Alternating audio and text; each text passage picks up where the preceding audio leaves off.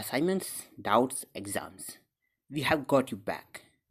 EduPlanner make every chapter easy to understand. Stay tuned, learn more, grow with us. So here, because the centripetal acceleration in this case is horizontal, and Earth's gravitational acceleration is always towards the center of the Earth, in this case it would be downwards, we can calculate an effective acceleration due to gravity. This would be essentially due to, we can calculate this from Pythagorean's theorem. This would be the acceleration due to gravity on Earth's surface plus the centripetal acceleration squared. So v squared divided by r quantity squared. And so we can say that since the frequency is going to be the reciprocal of the period, we can use equation 1528, knowing that the frequency is equaling the reciprocal of the period, and this leads to the frequency equaling 1 over 2 pi multiplied by the effective gravitational acceleration divided by L.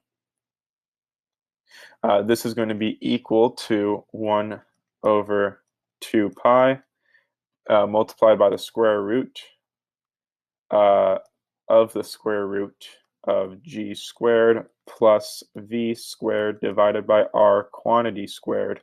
And this would be divided by L.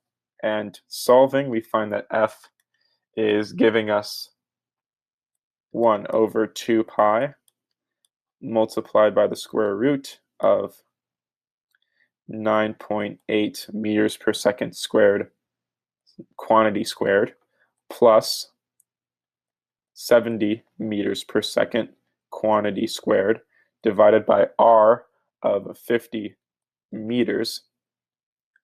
This term would be squared.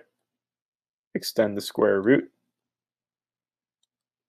This would be divided by L, L being 0.20 meters, and we find that the frequency is going to be equal to approximately 3.5 hertz.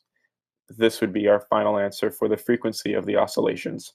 That is the end of the solution. Thank you for watching.